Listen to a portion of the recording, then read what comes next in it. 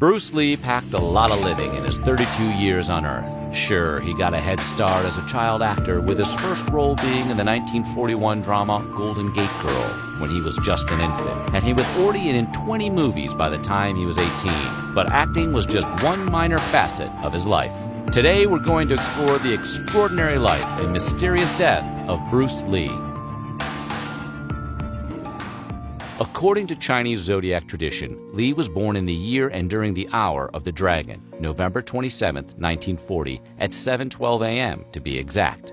This is a big deal within the world of ancient Chinese folklore. If you research Chinese mythology a bit, you'll immediately learn that the dragon is the zodiac's most powerful animal, and an individual born during such chance timing will be strong enough to overcome any of life's obstacles. It also explains Lee's nickname as a child, the Little Dragon. Throughout both Lee's life and film career, the dragon would always remain a prominent symbol. There are two reasons why Lee's parents sent him to live with his sister in California. First off, he wasn't a very good student. Due to poor grades and poor behavior, Lee hopped from school to school. When he turned 16, Lee was transferred to St. Francis Xavier College in Hong Kong, which is where he would meet Brother Edward, a teacher and the coach of the school's boxing team who would go on to mentor young Bruce. It was around this time at St. Francis that Lee's street fights started to increase, but it wasn't until 1959 when his fighting got him in serious trouble. Apparently, Lee beat the stuffing out of a kid whose father was a member of a notorious triad crime syndicate. Already not very thrilled with his son's underwhelming performance at school, this brush with an organized crime branch was all Lee's father was comfortable tolerating. So in April 1959, Lee's parents sent him to San Francisco to live with his sister, Agnes. Lee was a health fanatic, and he was known for his intense diet. While he enjoyed indulging in Chinese food, he usually stuck to his regime of vitamin supplements and drinking raw, blended hamburger meat. That said, Lee was no teetotaler. He enjoyed a bottle of sake every now and then, even though he suffered from alcohol flush reaction. But his main vice was marijuana. It wasn't like he was trying to compete with Cheech and Chong, though. Lee usually didn't light up until after a vigorous workout. Lee kept a box of pre-rolled joints in his garage he'd smoke to wind down. It's said that he later transitioned from smoking marijuana to microdosing on a particularly potent form of Nepalese hashish he carried around in baggies in his pockets. He would nibble on chunks of the stuff throughout the day. If you're looking for a first-hand account, Bob Wall, Lee's Enter the Dragon co-star, said Bruce would have to eat 2 weed brownies before he would calm down into a normal person. Lee simply said, "It raises the consciousness level." Good enough reason for us, Bruce.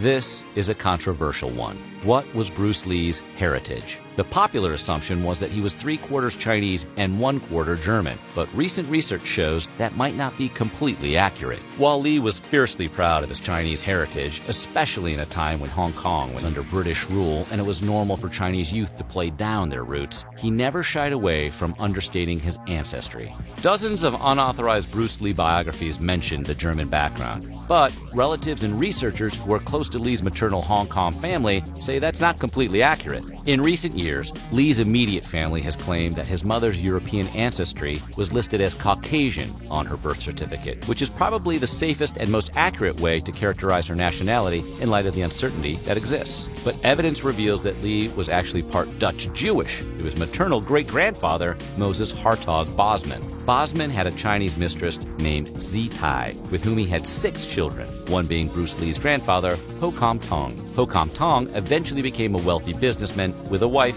13 concubines, and a British mistress who gave birth to Bruce's mother, Grace Ho. Imagine what Lee's 23andMe family tree might look like. Bruce Lee had several names, and most of them are pretty similar, so this is where you want to pay attention. Lee's Cantonese birth name was Lee Junfan.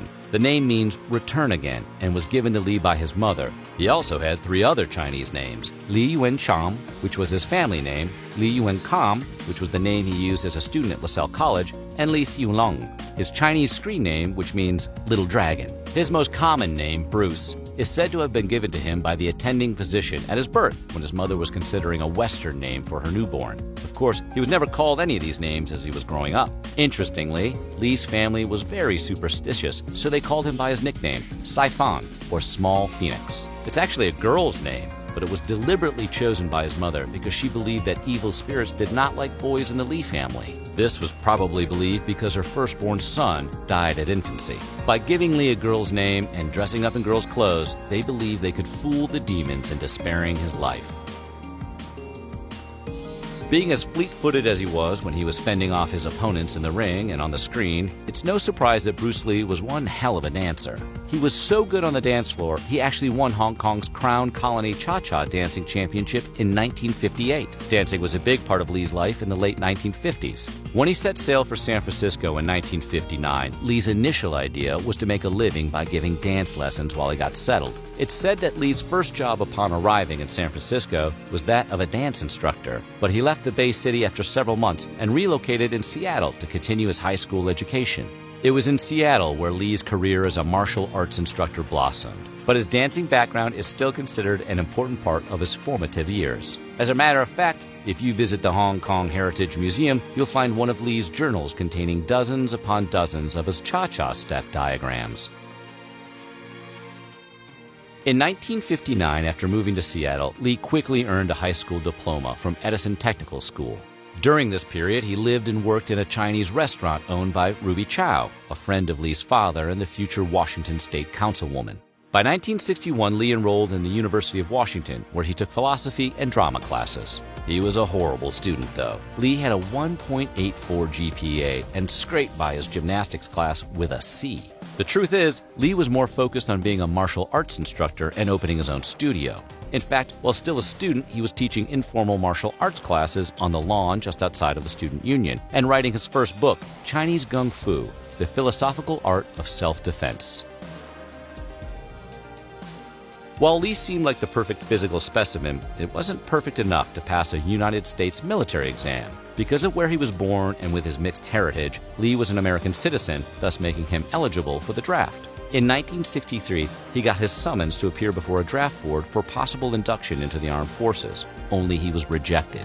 Lee was deemed unfit for combat, but the reason behind their decision varies depending on the source.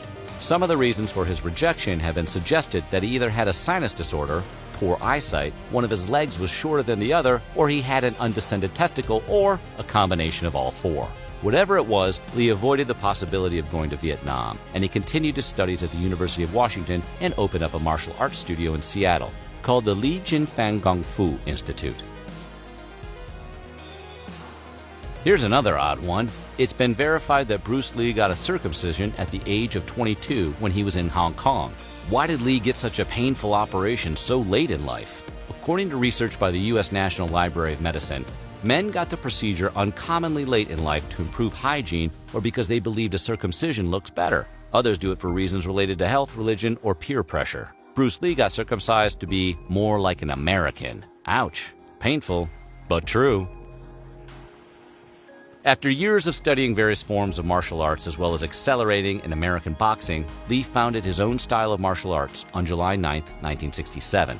Lee called it Jeet Kune Do, or the way of the intercepting fist in Cantonese. Though it technically fits under the category of a martial arts style, Jeet Kune Do really isn't a fighting technique at all. It's more of a philosophy. This is how Lee described it in 1971 to Black Belt magazine. I have not invented a new style, composite, modified or otherwise, that is set within distinct form as apart from this method or that method. On the contrary, I hope to free my followers from clinging to styles, patterns, or molds. Remember that Jeet Kune Do is merely a name used, a mirror in which we see ourselves. Jeet Kune Do is not an organized institution that one can be a member of.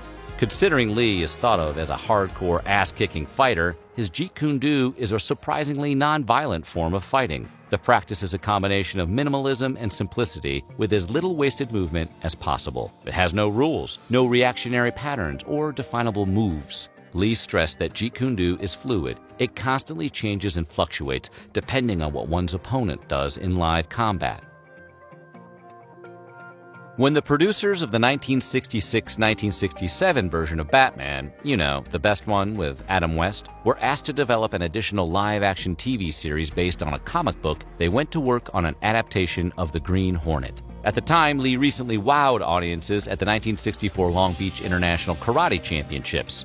Footage of the event, in which Lee can be seen performing two-finger push-ups and his famous one-inch punch, led to the invitation by TV producer William Dozier for an audition to play Kato, the Green Hornet's aide. Although the show was canceled after one season, it made Lee a star, and he was so popular in Hong Kong that 20th Century Fox remarketed the series as The Kato Show. Despite being a relative newcomer to the entertainment industry, Lee trained some of the biggest stars of the era. As Lee's profile rose, his services as instructor were in high demand around Hollywood. A short list of celebrity students Lee taught and coached included Steve McQueen, Kareem Abdul-Jabbar, James Coburn, James Gardner, Roman Polanski, Sharon Tate, and George Lazenby. Eventually, Lee became quite close with his students. Kimura was Lee's best man when he got married, and when he died, McQueen, Coburn, and Lazenby served as 3 of the 8 pallbearers during his funeral.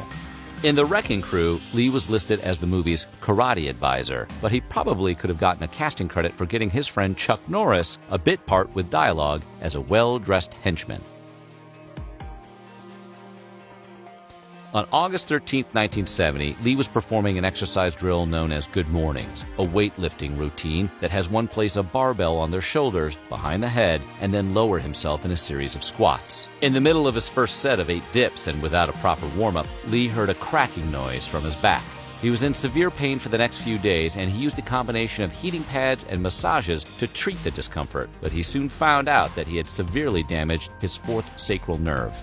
The damage was so bad, it was unlikely that Lee would ever be able to kick again, much less walk without the aid of a cane or walker. He was forced to rest for the next 6 months, but eventually he resumed teaching and training, not because he felt better, but because he thought he'd given himself enough time to heal.